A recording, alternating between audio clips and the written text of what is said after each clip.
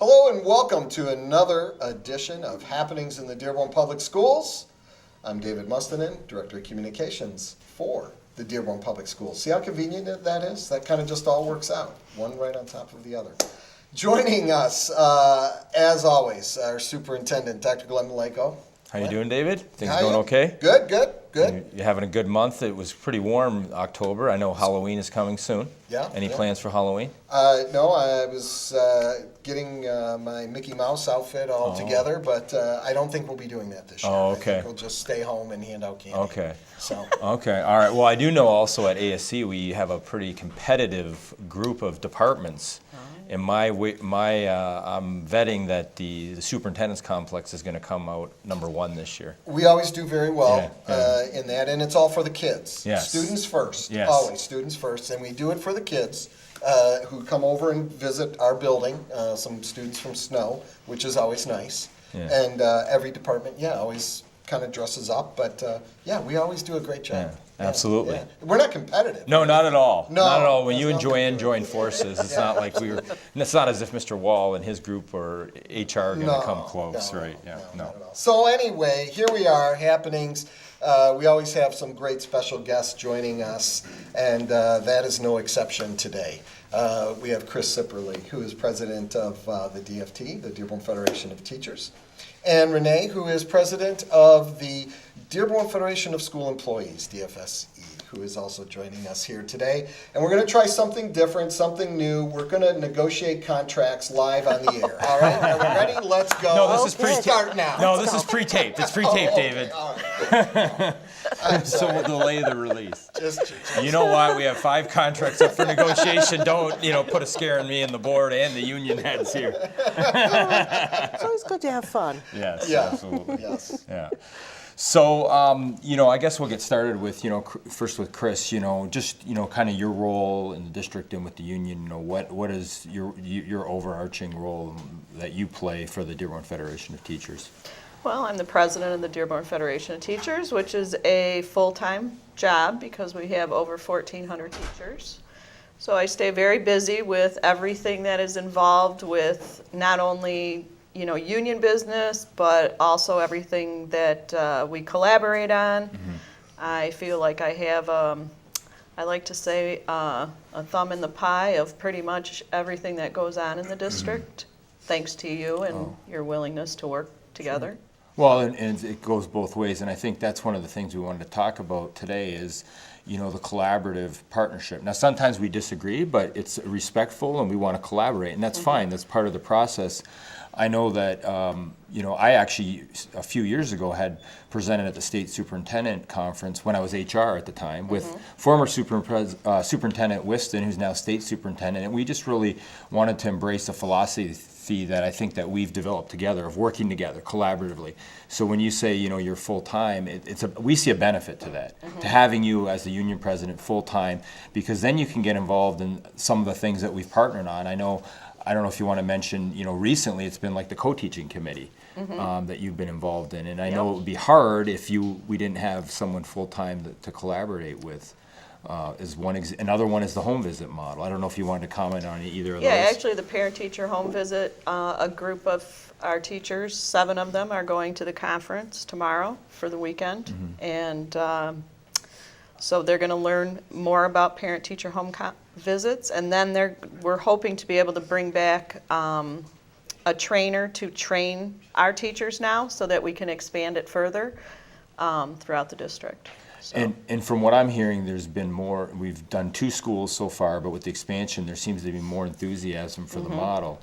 And I know that I did have that in my 90-day plan of the home visit model because I had some experience from my days as a teacher and principal, but I'll be honest, you have really taken the lead with it, and I appreciate it. And it's been a DFT-led initiative that we're only partnering as supportive, right. in that it's really been your initiative with all the teachers that are involved. And I've heard a lot of great things, and parents seem to be very happy in school community, so I appreciate that. Yes, I have heard only positive, so Yeah. I'm very excited that it's been successful so far and we can further it. Yeah, and I like the fact that it's a research-based model from the AFT. That's been a real positive too. So, and Rene, so your role on the DFSC. Well, our union is the support staff union, so we represent the secretaries, the bus drivers, the custodians, the food service, the skilled trades, paraprofessionals, quite a diverse group. And it's a very busy job. I'm also a full-time president, and they're very, very busy days. Meeting with employees, helping them to understand what their responsibilities are to the district, helping them to understand what the district's responsibilities are to them.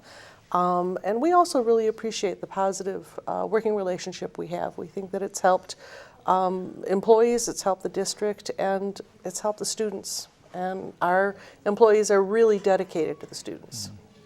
And we appreciate it, in turn, the positive collaboration. And I don't know if you wanted to maybe mention, my thing is, begin with the end in mind. So where do we want to be? So we already have in the calendar for the year all of our meetings that we have on a routine basis, monthly.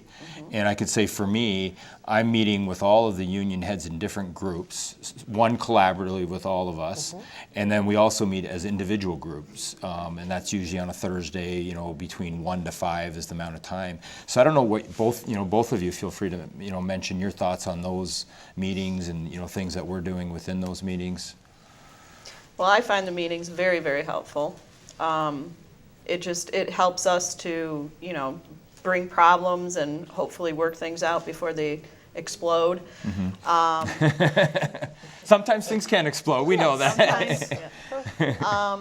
But I also, even though we only have it scheduled for one meeting, I also know that, if something is coming up or it needs emergency, help or conversation, that I can, depend on you or Mason or Rob Cedarland or, to help us deal with the situations as soon as possible. So. Well, it's really about, building these relationships and which really help, as we said, help the students in the long run. And it's good on the administration side to be able to say, we have a committee coming up about whatever, XYZ. Boy, it'd be really great if we had some input from some teachers or from custodians or secretaries. And to be able to have that relationship where we can just call you guys and say, hey, can you help us? Can we get a couple people on this committee? And you're right there to support that effort. And in reverse, that works out because now we're getting that input from those who are dealing with situations on the ground floor level day to day. So again, it's being proactive and building relationships that really in the long run help all of us. Right. Not only as staff members, but like we said, helping the students in those classrooms. Yep. And I just want to add too, I know with the collaboration, I really appreciate the work on, that both of you have done because, Rene, you started into some of the individual meetings as well, and you meet more with Ruth Bankhead. But it allows us with your multiple different classifications, that is a challenge too. Yes. So at least we can kind of, plan in advance, collaborate, and then it allows me to hear directly some of the issues that, employees are facing.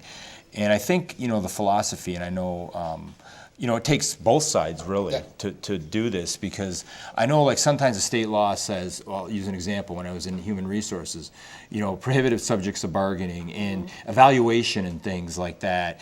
And some districts, I'll be honest, I've talked to other HR directors and or superintendents and they basically decided and then they handed it over. Right. But I feel, and I know you do, Chris, because you sat with me when we were creating some of the policies on layoff, recall, evaluation, Right, for staff. and it was, we became whether we like the fact that this is the law or not, it is, so we have to deal Right. with it. Yeah. But having you there with me and other members made it, I think, a much better tool, both on the evaluation side and for the policy, because there were things that we wouldn't have thought of, and then there's a voice. So we tend not to just, we want to communicate and say, let's get your input, and then we think we have a better model because we've collaborated with the employee groups and having the union, and on your side as well, I can think of secretary committees, a lot of other things. Oh, yes. That's just, we don't even really hesitate. I think it's just kind of how we do Right. business, wouldn't Right. you? I would totally you agree know, with that. And when there is an issue that comes up, it's like, okay, well, let's sit down, let's get people in, and let's voice those, concerns. Another thing which I think is innovative, and Chris, I know you were part of this model, is just with our healthcare. and things, that with the VIBA and whatnot, that has helped, I believe, keep the cost down, despite the fact that healthcare costs continue to rise. I know from other neighboring districts, employees pay a lot more potentially into healthcare. I don't know if you wanted to comment on that in the model that, we've. Well, we have a unique model for the state of Michigan where we are union-sponsored benefits. So we have a trust that has a president from each of the 4 unions on it, as well as an alternate. And each of the unions also have their own separate healthcare charter committee. And so all of these people are voluntarily working together in order to get the best benefits that we possibly can at the lowest rate. And I will say that without Kim Nicholson, our healthcare consultant from A.J. Gallagher, this would not be happening. So she is a great help. And she also, just like with us, right, she collaborates with the district too and helps out the district in certain things that have to do with benefits and things like that. So. And that seems to work well for non-instructional as well as instructional Oh, staff? absolutely, and one of the side benefits is that it's built a strong working relationship with all 4 of the unions in the district, so that the presidents are actually meeting and talking to each other and supporting each other, knowing that it's important to collaborate and work together for the good of the district. I think that the VIBA's just an amazing effort, and I think what it has been able to do for the district has been just wonderful, just terrific. It's also saved the district money just in overhead costs and implementation. So we've had some savings there. And then secondly, the VIBA got better rates. So actually, Central Office Administrator also joined the plan a few years ago. It helped all of us. Welcome. Yes. So I'm in the VIBA. Yeah, that's what I'm saying. Thank you. You've kept my rates down too. So, it was one of those things where we decided that they got a much better price and service, and so we joined with them. And again, that's just another example of the collaboration, and it helps the district financially. Well, and just as we kind of come to a close here, but again, 2,600 employees or roughly about that, and having them part of a union and having them really take a real ownership of what they're doing in our district, I think makes our district stronger. In a time when a lot of boards are looking at outsourcing, I know that's not where our board is at. That's not their philosophy. And on a time where also, let's face it, in the past, unions have taken some heat, unfairly or fairly, depending on whatever political side you're on. But I think we're really a model here that shows unions and management can work together. Yeah, as Glenn said, let's not put on those rose-colored glasses.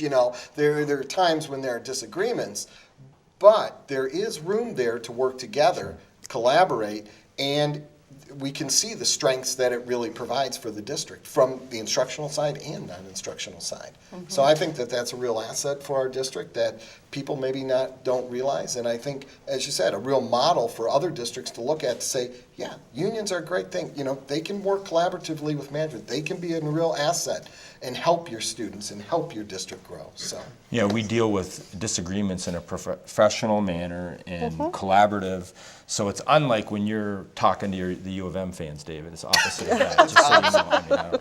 I have nothing but respect for the maize and blue. My I don't daughter know. goes there. You and Abe Mashore, when you guys get together, I don't know. We'll have to Blue. ask a few other people.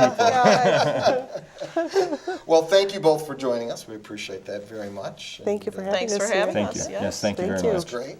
And we, didn't even get a chance to talk Red Wings yet, Glenn, but, We're taping one more today, All right. so Well, all right. we'll fit it Yes, in somehow, please. right? Absolutely, absolutely. Well, that didn't go all that bad, really. That went really well, and we settled the contract, right? Oh, you missed that. I guess we just kind of glossed over that. But, as we always say, we have a lot going on in the Dearborn Public Schools, 21,000 students, 2,600 employees, which means there is always something happening in the Dearborn Public Schools.